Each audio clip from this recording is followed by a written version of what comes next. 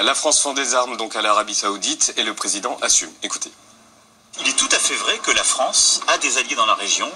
L'Arabie Saoudite et les Émirats Arabes Unis sont des alliés de la France. Et ce sont des alliés dans la lutte contre le terrorisme. Et donc nous l'assumons totalement et ce sont des alliés que nous accompagnons avant tout par des accords gouvernementaux. Le problème, c'est que l'Arabie Saoudite est en guerre au Yémen, 10 000 tués depuis 2015. Qui peut affirmer aujourd'hui que les armes que l'on vend, nous, à l'Arabie Saoudite, sont utilisées pour tuer des Yéménites ?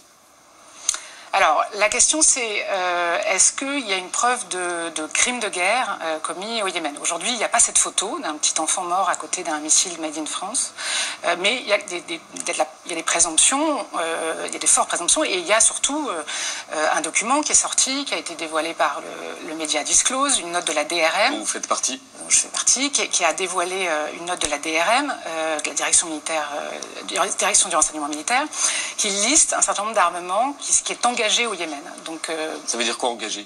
C'est-à-dire utilisé pour l'aviation, pour l'artillerie et pour les bateaux, notamment. Et si vous voulez... Est-ce que ce sont des armes qui tuent?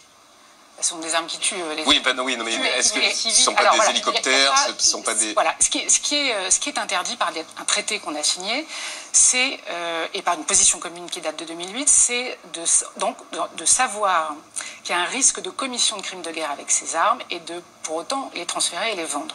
Or, aujourd'hui, ce que disent les ONG, c'est que la commission des crimes de guerre par l'Arabie Saoudite n'est plus approuvée. Ils sont accusés depuis 2015, dès le départ du conflit, ils ont été accusés de commettre des crimes de guerre. Donc le problème, il est là, c'est pas tant de trouver une preuve, c'est qu'il y a encore des transferts, c'est ça le problème. Et le problème, moi je trouve, c'est surtout qu'on entendait le président de la République s'exprimer, il s'est exprimé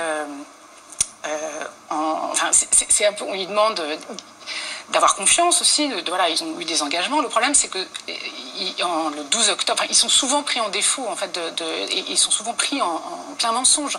Le 12 octobre dernier, 10 jours après l'assassinat de Jamal Khashoggi, le journaliste saoudien, le président de la République avait déclaré à une question d'un journaliste qu'il était absolument faux de dire que l'Arabie Saoudite était un client important de la France en quelque domaine que ce soit.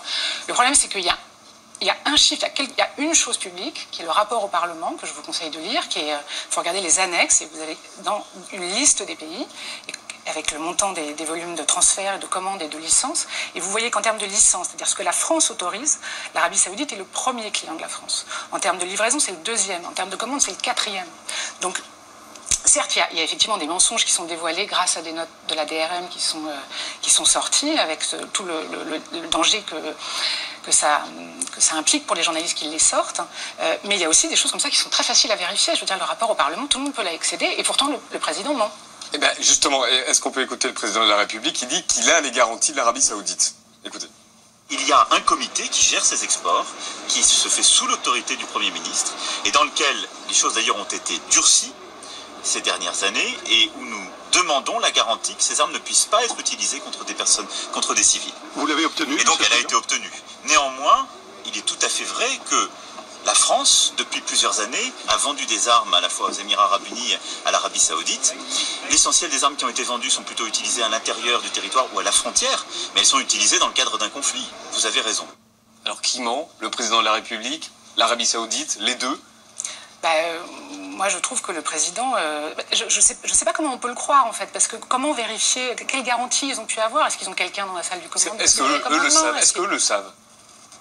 La note de la DRM dit, il est écrit qu'il manque de capteurs. Les capteurs, c'est tous les moyens qu'ils peuvent avoir, notamment des imageries satellites, par exemple. Moi, j'ai pu avoir accès à des gens qui nous ont dit, bon, on va rajouter des capteurs parce qu'en effet, il nous manque un peu d'informations. Et puis, voilà. Mais là, le mot essentiel du président, c'est le mot qui dit, justement, c'est l'essentiel des armes est utilisé à l'intérieur du pays. Mais il y en a d'autres qui sont utilisées à l'extérieur du pays. Oui. Donc, ça veut dire qu'il est sûr de rien. Moi, je pense je ne vois pas comment il peut avoir ce type de garantie. Et puis en fait, comment le croire? Et surtout, on sait qu'il y a des chars Leclerc qui sont déployés au Yémen. On sait aussi qu'il y a des canons César, il y a des images de canons César déployés à la frontière Arabie Saoudite vers le Yémen. Donc voilà, ces armes, on sait qu'elles tapent au Yémen. Oui, bien sûr. Et à ce stade, aucune preuve pour l'instant. De crimes de guerre, mais en fait le problème c'est que les traités et la position commune parlent de risque, notamment le traité parle de risque, c'est-à-dire que théoriquement le fait de transférer ces armes n'est plus autorisé. Donc notamment la ministre se retranche souvent derrière le fait que ce sont des armes que nous avons livrées il y a très longtemps. Est-ce qu'on peut justement l'écouter, Florence Parly? La question, encore une fois, de savoir si des bombes françaises tombent sur les Yéménites.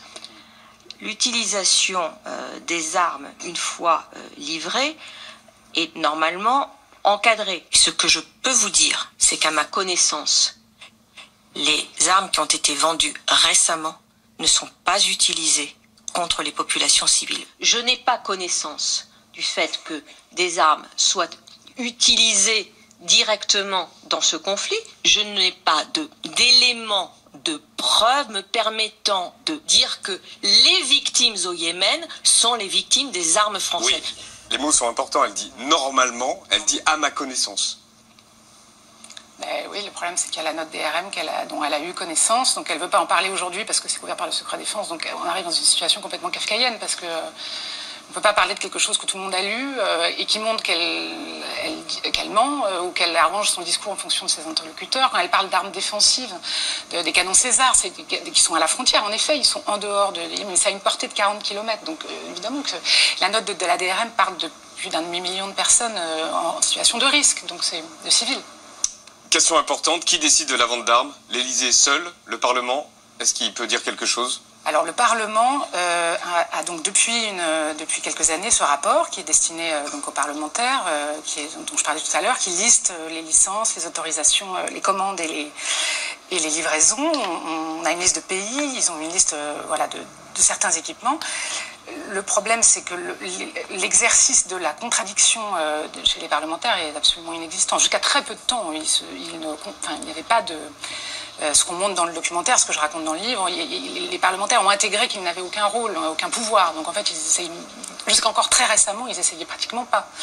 Et d'ailleurs, en fait, ils ont même intégré le fait que la population s'en fiche. Donc que ça n'intéresse personne, donc on ne va pas... Vous pensez que c'est le cas? J'espère pas, j'espère que ça intéresse les gens et que c'est pas si compliqué à comprendre. C'est compliqué, ça implique beaucoup de choses, ça implique de l'emploi, ça implique des exportations, des alliances, ça implique la construction européenne, mais c'est pas si compliqué à comprendre et je pense qu'on pourrait débattre tous ensemble de qu'est-ce que ça veut dire, de quoi...